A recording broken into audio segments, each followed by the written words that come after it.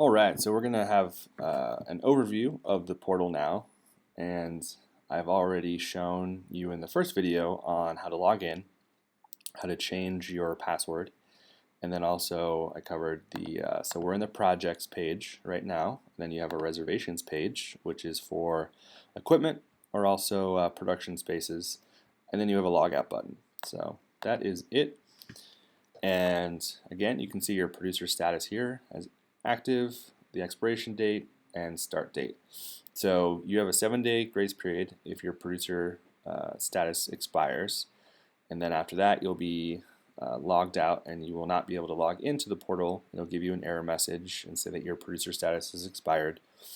But we are coming up on a year. It'll be a year in September since we started the subscription, the auto renew subscriptions for monthly and yearly. So most producers right now are on an auto renew subscription. So the only reason that your status would go to inactive is if a payment fails. So if an auto renew for monthly or yearly fails for whatever reason, it will then kick you out of the portal, and then you'll have to repay one of those monthly or yearly payments. Again, projects, you can create a new project here. They'll be listed here. You only need one unless you're working on maybe different types of projects. Once we activate it on the back end, it will then populate a link to create a new show for that, and I'll cover that in a second. And then we have these drop-down menus that are really helpful. So shows and reservations are the two main things you're going to be doing in the portal. You have my certifications and my classes. So these are really helpful, and they're just kind of for you to see what you've done at Austin Public to date. So if I drop down my classes, you can see that this person that I created for the purpose of this video has taken media policy and camera class. You will also see your orientation. I did not add that for the video training, but you'll see orientation, and then you can see if you've attended. So you'll see all past and current or upcoming classes here. So if anything is in the future, it'll say attended no for the time being until you do attend, and then it will say yes. So that's really helpful. That's not even a feature that we had previously with the old system. And then my certifications is really helpful just to see what you've been certified in. So if you take a class and you complete the class and pass the test, you're given a certification if it's a certification class. And then this then unlocks the ability for you to see the equipment to reserve on the reservations page. And I'll show you that in a second. So this person has taken media policy, so they get that certification. That allows them to use the edit lab, allows them to use the conference room, and then also upload content. So as long as they're an actual paid producer. Orientation really doesn't do anything certification wise, but we have that on there.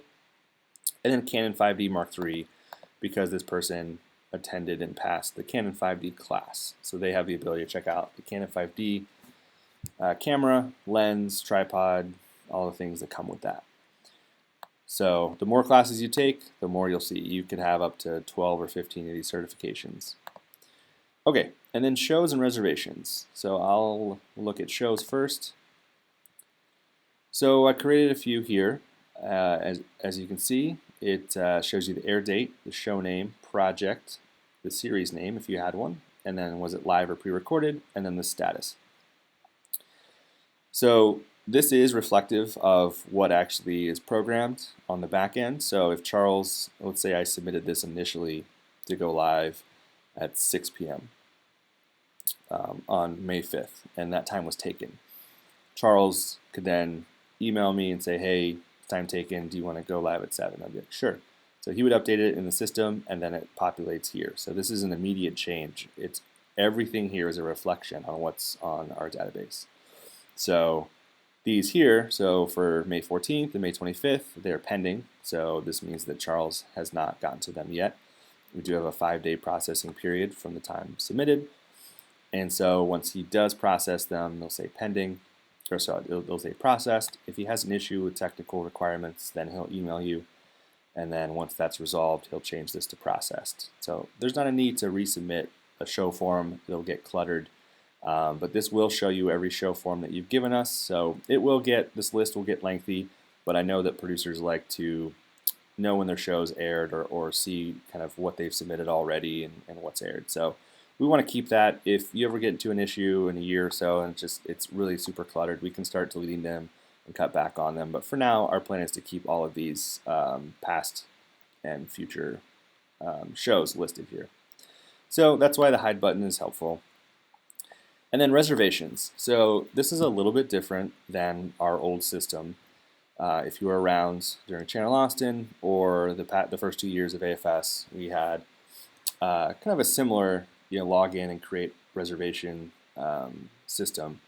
But instead of listing it on a reservation level, where one reservation will equals several pieces of equipment, this is actually going to list out every piece of equipment. And so they're called assets in our system. So you can see here, so Austin Public Conference Room, tripod, 5D, lens, Zoom H6, and accessory kit. So they're all listed here, and they're all going to be grouped together by date, and it'll be in chronological order with your next reservation at the top.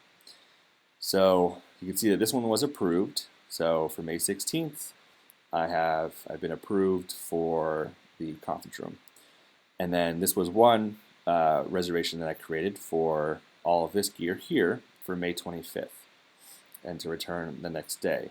And that is still pending. So once Charles goes in and approves those, it will say approved. Now when you make the reservation, there is a time. I do realize that the time does not reflect here.